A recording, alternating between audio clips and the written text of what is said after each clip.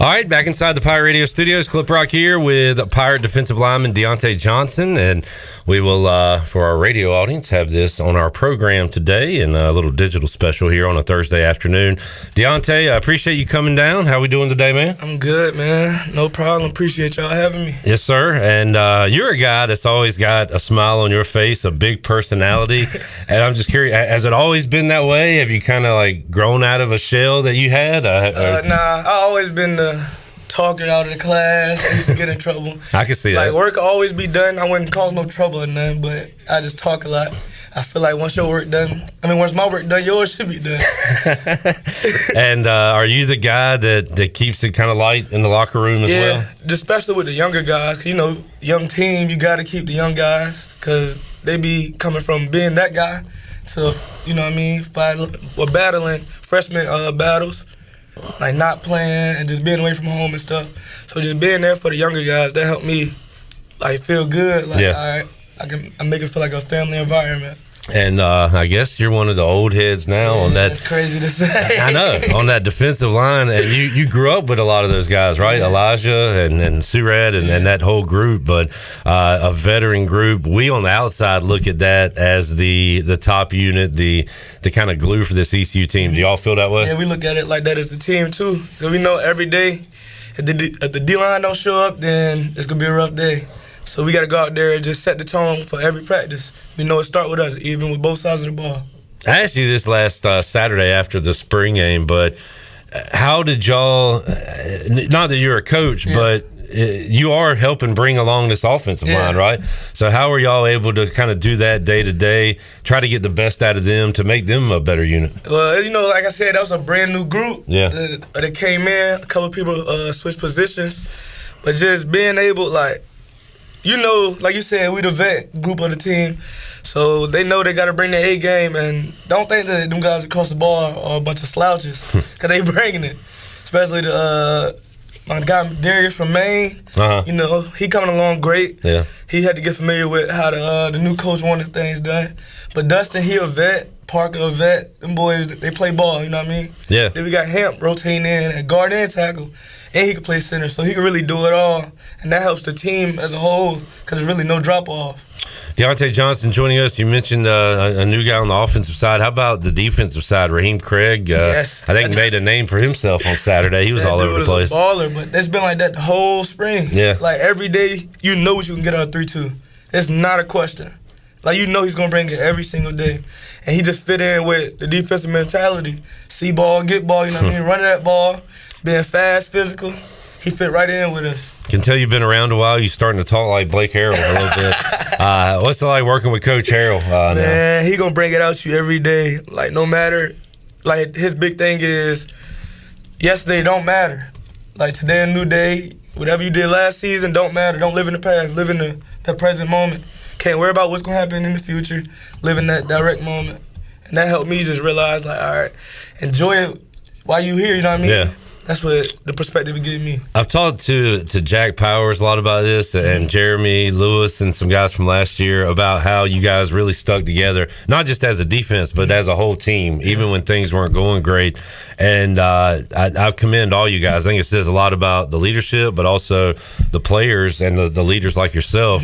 That the locker room kind of didn't split or break up, and y'all, I think that's going to make you even better this year. Yeah, and it was, it's frustrating losing like that. Absolutely. But then it's just like you said, an older guy, I got to take control of the team. Like, it can't be, you know what I mean, me, because once the younger guys see me acting funny, then they going to start acting funny. They going to think it's okay. But I remember we was on a trip back, and I was with Jay Wood. We was on a trip back, checking in on the plane. And he like, bro, look, bro, like, we might have lost, but like, don't know, everybody don't get to live like this. And that put it in a good way to look at it. Put it in a perspective, like, bro, cherish every moment you get with this stuff, because it's going to be gone sooner than later. And, man, hopefully we hear Julius's name called next week. Somebody got to pick him up. He a dog. Yes, sir. Bro, I'm playing with that player. Look, here's something for you, Deontay, to throw around the meeting rooms. Blake Harrell was in our three-point contest recently. He didn't tell us about this one. I wonder why he didn't tell you. Oh, he didn't tell us about this one. YouTube this and show the fellas. Coaches will be mad I told y'all about this, but I could tell he's got something, but he struggled, let's say, last week. Coach Butters got that 3. Okay. Yeah, he that's the guy that needs to be out there? Yeah. Coach Harold, he don't play no basketball. Check that out and show it in the meeting room. Show that one. Did you play basketball, anything in high school? I threw shot put and I wrestled in the winter. Oh, okay. Yeah. Man, that's a different kind of athlete, right? Yeah. Wrestling, that's. You enjoy it? Yeah. Yeah. You get to throw a guy around. Exactly. That sounds Domination, fun, right? like it's very physical. I love it. Then. When's the last time you played football and had the ball in your hands? Like little league, or did you play offense in high school or anything? I played right guard in high school. Yeah. And then line. sophomore year, I started at tackle. One of my boys was out, and then they ended up moving me to guard. And then I just went with that. But all throughout rec league in middle school, I played right guard and D tackle. Have you been a blocker at ECU at all? No. They haven't put you in? Have you been trying to get in? I mean, talking to Coach JDB, we'll see what he talk about. Get a little fullback dive or something? Yeah, I just want to block. I don't even want the ball. Okay, you don't even want the ball. I just want to block. So how has it been keeping up with this new offense? I know that had to be a struggle early, right? I'm going to be honest, it's still a struggle. Because, we normally had tempo periods. Like previous seasons, we had tempo periods, but now every team period is a tempo period. Right. And they when they say they snap the ball fast, you don't have time to celebrate none of that. Like if it's a tackle for a loss or a game for 30, you're going to see them running to the receivers, running backs running to the referees, handing that ball. Jay Garcia said he knew it was real when the receivers running and they're tackling them and the play's coming in. The next play's coming in while that play's going. Yeah, and he was like, man, this is zooming. Literally that fast. And look, y'all, I don't know if you like that first quarter much on Saturday, but the offense put on a show, and then I guess y'all got tired of that, and the second quarter was all punts and defense. So I think that was good, though. That's how it's been all spring, offense, defense, just battling, you know what I mean? Helping each other, getting better, sharpening the iron. That's all it's been this whole spring. There's a whole new energy, and I love it. Yeah, I can see it. But you always got a smile on your face. But yeah, guys seem really upbeat about what this team can be this year, coming off of a down. So you've tasted the good times and seen some bad times. So I know you want to go out on a good time. Definitely. Lead a place better than I found it. There you go. That's a good way to look at it. Deontay, what is kind of next for you and this defense, say from now until I guess fall camp? What's this spring and summer like for you? Summer, we're gonna the D line. Well, we're gonna really get up position groups and just do field work on our own. That's mandatory. We want to be who we say we're gonna be. You know what I mean? So just we got leaders in every group. So we tell them we'll meet out for an hour and a half. Couple days start the week, just meet up and work on the fundamentals, the little stuff that you need to win football games. From the outside, Deontay, we kind of say, man, we had a defense last year good enough to get to a bowl, definitely, probably win 8-9 games. Add an offense to it, we're going to win some games, but it's almost like we expect the defense to just do what they did last year, and I think y'all will. But you don't do that by just walking out there. You still got to put in the work, right? So every day is work. What's kind of the motivation for you and this defense going into this season? Each other. Yeah. Honestly, each other. We look every time we break it down on family and stuff. We really mean that.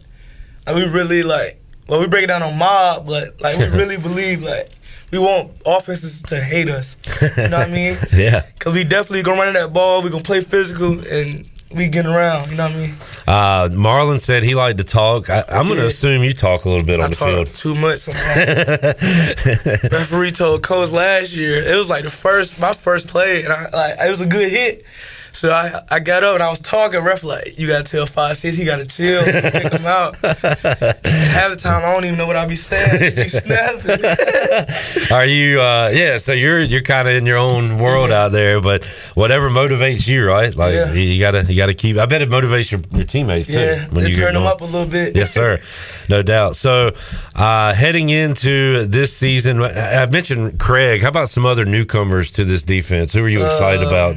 Some new faces. Gavin Gibson, man. That dude a baller from Maryland, safety. he's a baller, man. He making stuff happen every chance he get. Like, he's definitely gonna help us.